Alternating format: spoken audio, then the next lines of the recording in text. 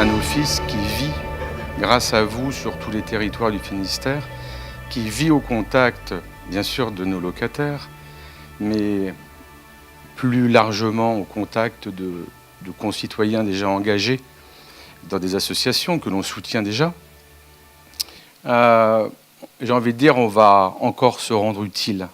Et l'idée, c'est que l'on puisse, comme il l'entend, comme il le souhaite, mais ensemble en tout cas, se rendre utile auprès d'associations.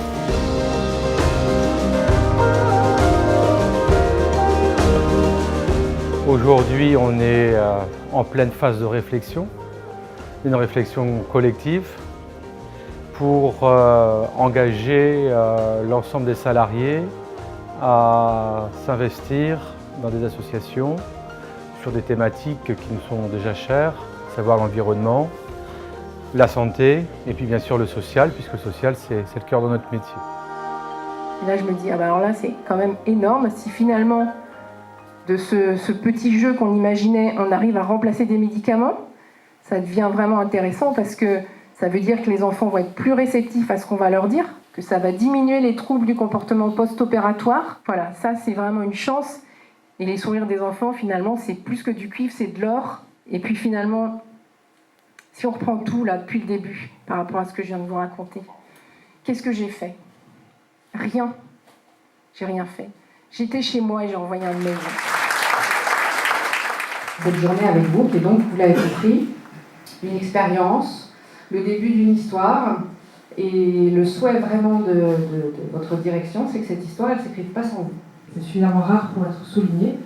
Aujourd'hui, c'est le début, et à part le cadre qui vous a été donné par votre directeur général, à savoir les thématiques et une volonté d'engagement collectif, tout le reste, on va le construire ensemble, aujourd'hui. En tout cas, on va essayer. Alors, qu'est-ce qui fait qu'avec toute l'humanité dont on est capable, parfois on ne peut pas s'engager, on n'a pas envie, on a peur. Pourquoi on ne s'engage pas? Oh là là, je te raconte pas le week-end que j'ai passé. J'étais débordée. Ah bon? Tu vois, bah ouais, non mais carrément. En fait, du coup avec Kevin, on s'est fait encore taguer pour une 6e fois notre porte de garage. Du coup, bah, qu'est-ce qu'on a fait? On a dû la repeindre, tu vois. Donc on a été chercher de la peinture chez Brico, Merlin Rama, là, tu vois. Il a fallu recommencer, enfin, c'était un bazar pas possible, ça nous a pris un temps de dingue. Enfin, tu vois, je suis débordée, moi. Je sais pas, et toi?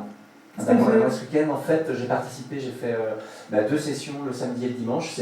On faisait des collectes de vêtements. Et du coup, moi, j'ai tenu un créneau le samedi et un créneau le dimanche. Ah, ok. Ah, c'est pas mal, ça. Bonjour monsieur, vous connaissez Soutien Solidaire? Ah, excuse-moi, je parle pas français. En fait, j'ai pas trop d'argent en ce moment. Je suis à la recherche d'un travail et du coup, j'ai pas les moyens en fait de faire un don. Mais peut-être que je pourrais aider autrement, non? Elle va vous trouver un jeune ou une jeune qui a besoin de soutien scolaire en maths ou en physique, et hop, c'est parti. Ah bon, d'accord. Ça décrit tout comment ça se passe. Alors vous vous engagez à suivre le même enfant jusqu'à la fin de sa scolarité, et vous devez l'accompagner à ses examens, enfin s'il en passe, pour lui apporter un soutien moral. Et la note qu'il va obtenir, elle vous est également attribuée. Comme ça nous permet d'évaluer nos professeurs coachs, et en fonction des notes que vous obtenez, vous partez en formation pour vous améliorer. Je vais vous donner 15 €, je peux payer par chèque? Ce qui est original dans la démarche de Finistère Habitat aujourd'hui, c'est de ne pas avoir prépensé le programme de mécénat, mais de réfléchir avec les collaborateurs, dans le cadre d'une journée entière de participation, d'intelligence collective, à ce qu'on pourrait faire pour agir ensemble pour les autres. Dans le Finistère, on compte entre 17 et 19 000 associations. Donc c'est un tissu associatif qui est très riche, qui offre donc une potentialité d'action pour les entreprises qui souhaitent s'engager assez important. Et ça veut dire aussi que les besoins sont immenses. Dans ces conditions-là, il est fort appréciable qu'une entreprise comme Finistère Habitat et ses collaborateurs aient envie de s'engager ensemble pour agir. Comment aimeriez-vous en fait pouvoir vous engager? Je laisse complètement de côté mon métier et je m'engage avec les enfants à faire ça, avec les personnes âgées à faire ça, à les aider à faire ça. Complètement. Tandem, c'est du parrainage, c'est une personne en activité qui accepte de parrainer une personne en recherche d'emploi. Et du coup, on s'appuie sur l'expertise de nos professionnels qui sont en activité pour aider une personne en recherche d'emploi. J'appelle maintenant Charles Brenne, qui va venir nous parler de Bretagne vivante. Alors, Bretagne vivante, j'imagine que c'est parce que vous aviez constaté que la Bretagne était morte et qu'il fallait faire quelque chose au plus vite. Et l'autre volet, c'est l'éducation à la nature, parce que je vous ai dit en introduction qu'on ne protège que ce qu'on connaît. Et donc on a une vingtaine d'animateurs nature, salariés, mais on a aussi des bénévoles qui vont faire des balades, expliquer, alors soit au grand public, soit beaucoup nous, au niveau salarié dans les écoles. Donc des capsuleurs, oui, bon, ça c'est les vieilles histoires dans le bâtiment, mais il y a longtemps quand même que maintenant tout ça c'est terminé. C'est ça, c'est comme en Bretagne, il n'y a plus personne qui voit. Donc ça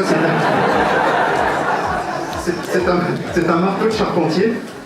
Le temps de trouver des financements, les compagnies bâtisseurs sont intervenus pour pouvoir bâcher la couverture, donc on a mis une bâche, donc on a comme ça permis à la maison de pouvoir être un peu mieux. Et on a accompagné la famille également pour rechercher des financements pour pouvoir refaire une toiture, donc charpente et couverture correcte pour que la maison puisse revenir. On ressort sur les thématiques qui vous intéressent. Il y en a globalement 3. Il y a une grande thématique sur la lutte contre l'isolement, sous toutes ses formes.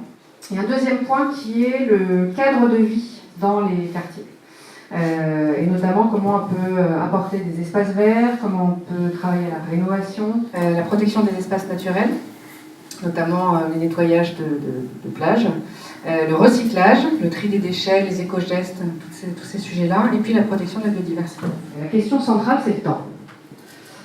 Donc, ce qui ressort, et c'est très protéiforme là aussi, beaucoup d'entre vous considèrent que si ce projet est proposé par l'entreprise, alors il faut que ce soit sur du temps de travail. Si ce n'est pas du temps de travail, alors ça peut être des moyens financiers, des moyens matériels, des locaux, des véhicules, de la communication. En tout cas, voilà, le sujet est, pour agir ensemble, il faut que l'entreprise agisse aussi. La forme de cet engagement reste à définir. Rien ne sera imposé. Ce qu'on va proposer, c'est que chacun d'entre nous puisse s'investir, donner du temps pour le territoire. 1 heure, un jour, peu importe, à faire se vivre ensemble. On aura participé, j'ai envie de dire, à une œuvre assez importante. Voilà.